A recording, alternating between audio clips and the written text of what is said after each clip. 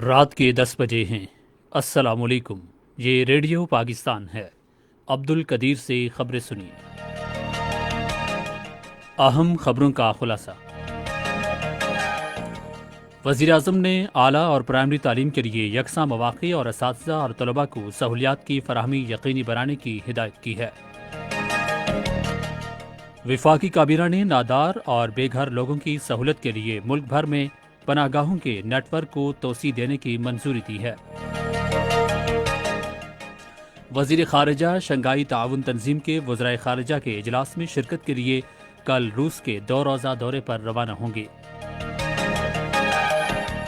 اور قومی سلامتی کے بارے میں معاون خصوصی نے عالمی برادری پر زور دیا ہے کہ وہ بھارت کی غیر قانونی زیر تسلط جموں و کشمیر میں بھارت کی طرف سے انسانی حقوق اور بین الاقوامی قوانین کی خلاف ورزیاں رکوانے کے لیے فوری اقدامات کرے۔ اور اب خبریں تفصیل کے ساتھ۔ وزیراعظم عمران خان نے کہا ہے کہ معیاری تعلیم کی فراہمی موجودہ حکومت کی اولین ترجیح ہے۔ وہ آج اسلام آباد میں خیبر پختونخوا میں اعلیٰ تعلیم کے فروغ کے لیے کیے جانے والے اقدامات کے بارے میں ایک جائزہ اجلاس کی صدارت کر رہے تھے۔ وزیراعظم نے کہا کہ معیاری تعلیم کی فراہمی ملک کی ترقی اور خوشحالی میں اہم کردار ادا کرتی ہے۔ انہوں نے اعلیٰ اور پرائمری تعلیم کے مساوی مواقع کی فراہمی، میرٹ پر اقدامات اور اساتذہ اور طلباء کو سہولیات کی فراہمی یقینی بنانے کی ہدایت کی۔ وزیراعظم کو خیبر پختونخوا میں اعلیٰ تعلیم کے فروغ کے لیے مستقل لاہ عمل اور اس پر عمل درآمد کے بارے میں بریفنگ دی گئی۔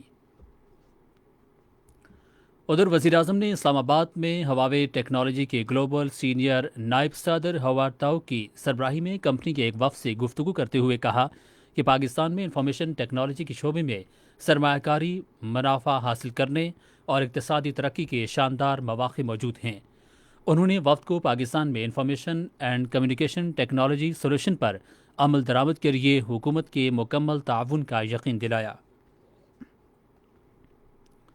وفاقی کابینہ نے نادار اور بے گھر افراد کی سہولت کے لیے ملک بھر میں پناہ گاہوں کے نیٹ ورک کو توسیع دینے کی منظوری دی ہے۔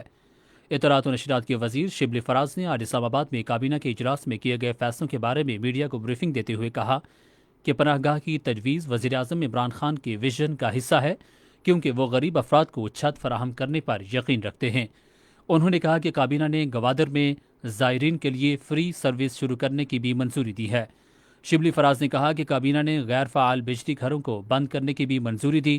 وفاقی وزیر نے کہا کہ کابینہ نے کراچی اور اندرون سندھ میں شدید بارشوں کے نتیجے میں پیدا ہونے والی صورتحال کا تفصیلی جائزہ لیا اور بارشوں کے باعث نقصانات کا تخمینہ لگانے کے لیے ایک خصوصی کمیٹی تشکیل دی ہے۔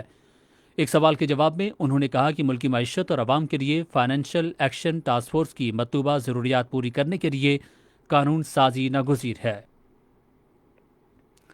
وزیر خارجہ شاہ محمود قریشی شنگھائی تعاون تنظیم کی وزرائے خارجہ کونسل کے اجلاس میں شرکت کے لیے 2 روزہ دورے پر کل ماسکو روانہ ہوں گے۔ وہ یہ دورہ اپنے روسی ہم منصب سرگئی لاروف کی دعوت پر کر رہے ہیں۔ قومی اسمبلی کے اسپیکر اسد کیسر نے پاکستان اور آذربائیجان کے درمیان سیاسی و اقتصادی تعلقات کی بہتری کے لیے دونوں ممالک کے درمیان تعاون کے فروغ پر زور دیا ہے۔ انہوں نے آج اسلام آباد میں آذربائیجان کے سفیر علی زادہ سے گفتگو کرتے ہوئے ای سی او کے رکن ممالک کی پارلیمانی یونین کو دوبارہ فعال بنانے کی ضرورت پر بھی زور دیا۔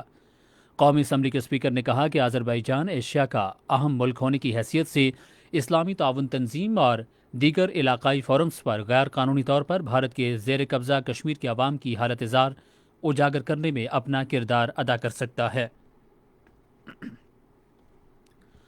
قومی سلامتی کے معاون خصوصی ڈاکٹر معید یوسف نے عالمی برادری پر زور دیا ہے کہ وہ بھارت کو غیر قانونی طور پر بھارت کی زیر تسلط جموں کشمیر میں انسانی حقوق اور عالمی قوانین کی خلاف ورزی سے روکنے کے لیے فوری اقدامات کریں۔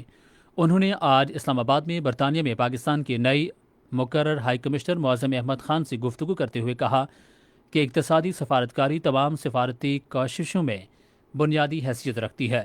انہوں نے نئے مقرر ہائی کمشنر معظم احمد خان سے کہا کہ وہ دونوں ممالک کے درمیان دو طرفہ تعلقات مزید مستحکم کرنے کے لیے بھرپور کوششیں کریں۔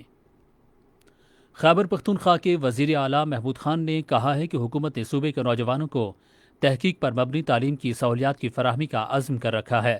آج اسلام آباد میں ایک اجلاس کی صدارت کرتے ہوئے انہوں نے کہا کہ ایلیمنٹری اور سیکنڈری تعلیم کی بہتری اور ان میں اصلاحات کے لیے خطیر وسائل مختص کیے گئے ہیں تاکہ نوجوان نسل کو ایک بہتر مستقبل دیا جا سکے۔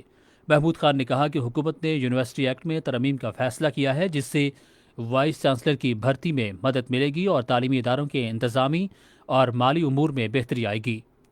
اسی کے ساتھ خبریں ختم ہوئیں۔ مزید خبروں اور تجزیے کے لیے آئیے ہماری ویب سائٹ پر، پتہ ہے radio.gov.pk، اور فیس بک کے link radio Pakistan news official پر آپ ہماری ویڈیو سٹریمنگ بھی ملاحظہ کر سکتے ہیں۔